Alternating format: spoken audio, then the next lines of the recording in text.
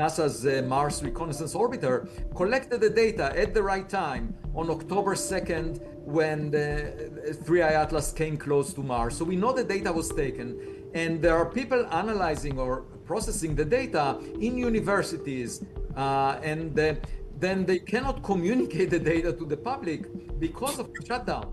I would say 30 to 40% that it's not a natural object, because we don't see a beautiful tail behind this object the way we see around comets.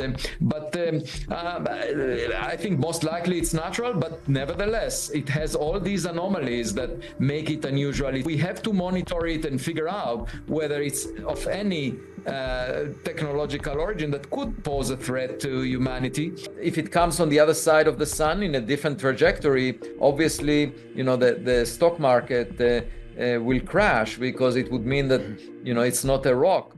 So yeah, that stock market crash thing Loeb just mentioned, that's not some far-off science fiction scenario we're talking about here. That's literally what happens if this thing changes course and starts doing stuff that rocks aren't supposed to do. Avi Loeb from Harvard put actual numbers on it. 30 to 40% chance this object isn't natural. And before you think that's just some random guy making wild guesses, those odds come straight from data that NASA themselves collected and published. Here's what NASA doesn't want you understanding, though. They gave you the data. They published the measurements. They released the reports. But they're being very, very careful about not telling you what it all actually means when you stop using soft language and look at the pattern. And the pattern suggests they're buying time to figure this out themselves before the rest of us start asking questions they're not ready to answer yet. All right, so NASA dropped this whole trajectory analysis showing 3I Atlas weighs at least 33 billion tons. That's right. They did the math. They double-checked it, they put it in official papers you can read yourself. What they're not mentioning in press conferences is that this mass creates a statistical impossibility. And they're just calling it unusually large, like it's a slightly bigger potato or something. And we found that it did not deviate at all from a trajectory that is shaped by gravity. But that is a surprise, because we know that it was losing 150 kilograms every second in the direction of the sun. For that to be the case, the object needs to be very massive, so it doesn't care about that force. And I calculated that it needs to be more massive than 33 billion tons. Here's what that number actually means in the real world. This thing loses 150 kilograms of material every single second, according to Hubble observations NASA published. And every other active comet in history accelerates from that outgassing, because the jets literally push it around. Basic physics playing out the same way every time. But 3I Atlas just moves like gravity's the only thing affecting it. Like all that material streaming off might as well not even be happening. You only get that if you've got something so massive that losing tons of material daily is basically nothing to its motion. We're talking a nucleus at minimum 5 kilometers across, maybe up to 20 kilometers. Manhattan Island is about 5 kilometers wide for scale. So picture that floating through space, and you're close to understanding what we're dealing with here. NASA's statements call this an unusually large comet, and then move right along. What they're not discussing is that humanity has confirmed exactly 3 interstellar objects ever. Oumuamua was maybe 200 meters. Borisov, slightly bigger. And then boom, 3I Atlas shows up at potentially 20 times Oumuamua's size and 1,000 times more massive than Borisov. That makes 0 sense when you understand discovery is supposed to work, because you always find small stuff first with random debris. It's just math. Based on how telescopes work, astronomers should have spotted roughly 100,000 Oumuamua-sized objects before finding something massive like 3I Atlas. We found 2 small ones, and immediately this giant appears. You know what that sounds like? That sounds like they're trying to verify these numbers before saying out loud what finding the massive one first actually implies about whether this arrival was random or not. NASA published all the math showing this nightmare, but frames it as merely unusual, rather than addressing what it means. They're sitting on those high-resolution Mars images that could confirm exact size. And while they wait for government shutdown to clear, they keep calling it just a big comet. Buying time to understand what they're actually looking at before committing to an explanation they can't walk back later. So James Webb locked onto this thing back in August and did spectroscopic analysis that reads chemical composition. And NASA published results showing carbon dioxide levels exceeding any solar system comet by orders of magnitude. Not slightly higher, we're talking levels that scream this formed under completely different conditions. The ratios between everything, none of it matched databases. NASA's statements call this evidence of formation in a different stellar system with unique chemistry, which sounds scientific and doesn't raise alarms. What they're not explaining is why Very Large Telescope detected something that shouldn't exist naturally.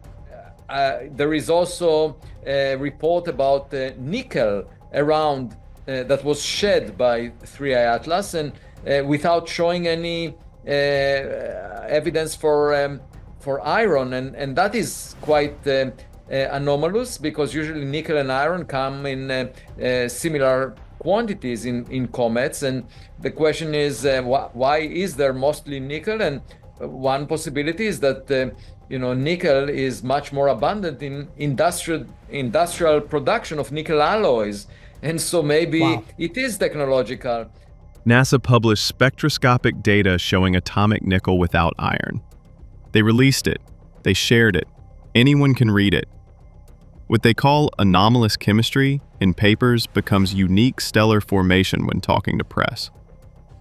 Here's what they're glossing over, though. In every natural process we know, nickel and iron appear together because they form through identical fusion in dying stars. You find them together everywhere. Asteroids, comets, planetary cores, everywhere. It's fundamental physics operating the same way across the universe. Not optional. The only place nickel appears without iron is industrial manufacturing. Aerospace-grade nickel alloys where engineers use artificial processes to extract nickel while removing iron for specific properties, nature doesn't produce. That requires intentional engineering that doesn't just happen in space. You know what I'm saying. NASA published data showing what looks like an industrial signature. What they won't say directly is that unique stellar chemistry producing this naturally doesn't match any models we have. They're using academic language to avoid stating plainly that the chemistry matches manufacturing, not natural formation. And you can tell they see it too, because they keep emphasizing in every statement how this is definitely natural, definitely from another star system, definitely explainable. Like they're trying to convince themselves as much as us. That's the sound of people who found something in their data that makes them deeply uncomfortable, but they need more time to verify before saying it out loud. Because once you say, this looks manufactured, you can't unsay it. And the implications of that statement aren't something you drop casually in a press release. All right, so NASA published orbital mechanics showing 3I Atlas entered our system aligned with the ecliptic plane where planets orbit. They calculated the whole trajectory, showing it passes Mars in October, swings to perihelion October 29th, continues past Venus and Earth before hitting Jupiter by March 2026. All the data showing this grand tour through inner solar system. What NASA calls fortunate observational opportunities is actually a route hitting every major body, like someone planned maximum planetary encounters. The ecliptic alignment alone has odds of roughly 1 in 500 for random debris. That's not lucky, that's astronomically unlikely. And yeah, I said astronomically on purpose. Because we're talking space stuff here. Mission planners design exactly these trajectories for spacecraft. But NASA frames it as coincidence, rather than addressing why natural debris would follow flight plans. And then there's the arrival direction Loeb trace showing 3I Atlas came from within 9 degrees of the WOW signal source from August 15, 1977. I noticed that the direction from where 3I Atlas came is coincident with the direction of a radio signal that was discovered on August 15th, 1977, The person who discovered it wrote "wow" next to the discovery chart, and it's called the wow signal. It was definitely extraterrestrial. We didn't know where it comes from. And the two directions of 3i Atlas and the signal from 1977 are aligned within 9 degrees. You know, that signal that's the most powerful radio transmission ever detected from space, definitely extraterrestrial, never explained despite decades of trying. NASA hasn't addressed this directional alignment at all, despite trajectory data being in their own reports. Odds of alignment below 1%, stacked with the mass problem and industrial chemistry and ecliptic orientation and multi-planet tour. NASA published all these trajectory calculations, but won't synthesize them into analysis of what combined probability means. They treat each separately in papers, while statements emphasize it's just a comet with lucky positioning. What they don't want you calculating is combined odds of an object this massive showing industrial chemistry arriving perfectly aligned from direction of unexplained extraterrestrial signal, while following trajectory maximizing encounters. Here's the thing though, they're not stupid. They see the pattern. But acknowledging the pattern means acknowledging implications. And implications mean questions about what happens next. And they don't have answers yet. So they keep everything compartmentalized, each anomaly isolated, while they figure out privately what this trajectory pattern actually represents. Because if this path was deliberate, if someone calculated this route, then someone's watching our response right now. And that's not information you release before you've coordinated international protocols for what comes next. NASA released Hubble images showing what they describe as dust plume and cometary activity, which sounds normal until you look at images and see material concentrated on leading edge pointing towards sun, instead of trailing away like every cometary tail in history. Solar radiation pressure pushes material away from sun in every comet, no exceptions. It's photons physically hitting dust, creating force always pointing outward from sun. NASA published Hubble images clearly showing forward-pointing structure, but calls it interesting dust distribution, rather than explaining why material appears where physics says it shouldn't be. Then, multiple amateur astronomers, including Dobsonian with serious equipment, captured images showing 3i Atlas in basically same position across nights when it should have moved noticeably. Thing looked stationary relative to Mars during October 3rd encounter, while extension rotated, changing orientation like it was sitting there spinning. NASA's Mars Reconnaissance Orbiter captured images during that exact period using high-rise camera at 30-kilometer resolution. Those images would show whether object actually demonstrated position holding or whether amateur observations got it wrong. NASA processed that data, universities analyzed it, researchers know exactly what those images show. NASA's Mars Reconnaissance Orbiter collected the data at the right time on October 2nd when the 3i Atlas came close to Mars. So we know the data was taken, and there are people analyzing or processing the data in universities, and then they cannot communicate the data to the public because of the shutdown. Government shutdown delayed public release while ESA and other agencies with lower resolution equipment released immediately. High-rise images exist right now on NASA servers, showing exactly what 3i Atlas looks like at unprecedented detail. When those come out, they'll either confirm forward-pointing structure and potential stationary behavior, or show normal comet morphology. NASA controls that data, controls when it releases, controls how it gets framed when public finally sees it. What they don't want anyone wondering is why specifically highest resolution images showing most detail are ones still locked away while they tell press conferences this is normal behavior, before anyone outside internal teams actually saw what that behavior looks like close up. And here's where it gets interesting. Because if those images show what amateur astronomers captured, if they confirm position holding near Mars, then we're not looking at passive debris anymore. We're looking at controlled maneuvering. And controlled maneuvering means intelligence. And intelligence means technology. And technology means everything NASA's been carefully not saying becomes unavoidable. So yeah, those images stay locked while they figure out how to frame what they show. Because once those go public, there's no walking back whatever's in them. 3I Atlas hit perihelion October 29th, passing closest to Sun when heating maxes out.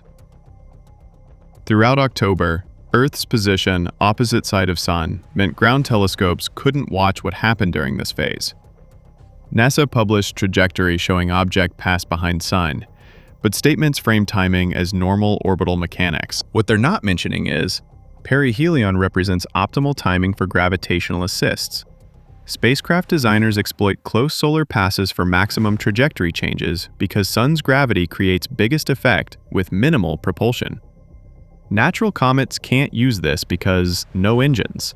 They just take whatever trajectory results from gravity and outgassing.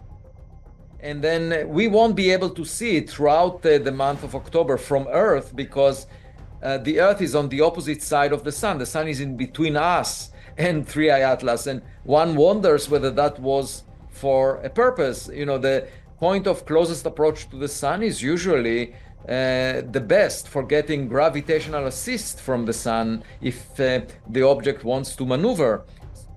So this thing with its mass-resisting outgassing and industrial chemistry and design trajectory disappears behind Sun precisely when maneuvering would be most efficient and most hidden. Pops back out in December with trajectory matching predictions exactly. No detectable changes. NASA points to this consistency as proof of natural origin, because obviously if artificial, it would have maneuvered during perihelion, right? What they're not addressing is that assumes technology crossing interstellar space can't calculate trajectories precise enough to look natural to our detection level. Assumes whoever sent this prioritized revealing origin over maintaining plausible deniability. Timing connects to everything NASA published but won't synthesize. Massive objects showing industrial chemistry, arriving on design trajectory from WOW signal direction, potentially holding position near Mars, then disappearing behind Sun during exact window when maneuvering would be optimally effective and unobservable, reappearing on trajectory looking exactly like natural mechanics. And this is where you can tell they're scared, because they keep emphasizing how perfectly the trajectory matches predictions, like they're relieved it didn't change course. That relief tells you something, though. It tells you they considered the possibility it might maneuver. It tells you they were watching for it. It tells you the thought of this thing changing trajectory behind the Sun, where we couldn't see, kept them up at night. And that means despite everything they say publicly about it being natural, privately they're hedging bets on what it actually is and what it might do next. Avi Loeb sent proposal to United Nations about establishing committee to evaluate future interstellar objects, because Vera C. Rubin Observatory now finds them every few months, not once per decade. That 30 to 40% probability he calculated isn't clickbait. It's legitimate uncertainty based on measurable anomalies in NASA's own data. We better find how we want to respond to different scenarios. And of course, the devil is in the details. We need to know as much as possible about the other side before we decide what to do. It's not clear we can communicate with the other side. It's not clear we can protect ourselves, but we should be ready. NASA hasn't responded to this UN proposal or addressed why international framework might be necessary.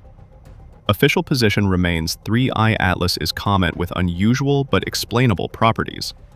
Statements keep emphasizing natural origin, while technical papers document anomaly after anomaly, resisting natural explanation. They publish mass calculations breaking population statistics. They publish spectroscopy showing nickel without iron matching industrial processes. They published trajectory data showing improbable alignments. They published Hubble images showing physics-defying material. They're sitting on high-rise images showing unprecedented detail. Every piece of data exists in their reports. What they're not telling you is what it means when you stop treating each anomaly isolated and recognize pattern forming.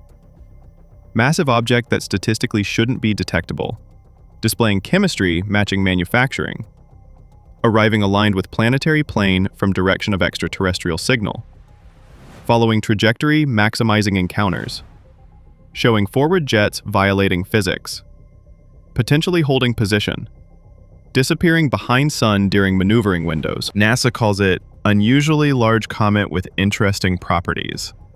Loeb calculating 30 to 40% technological probability. Uses exact same published data. Only difference is framing. NASA uses language treating each anomaly separately. Loeb synthesizes pattern and calculates what cumulative probability means. And here's what they really don't want you understanding. It's not that they're hiding data. They published everything. What they're hiding is what happens if those 30 to 40% odds land on the wrong side. What happens to markets when Loeb mentioned in that first clip? What happens to society when you confirm we're not alone? What happens to control when you admit something's observing us that we can't communicate with or protect against? They're managing a situation they don't control while preventing panic about confirmation we're being watched. Every careful statement, every soft language choice, every isolated anomaly treatment, it's all buying time for coordination they're doing behind scenes. Because once you say out loud, we think this might be artificial, you can't unsay it.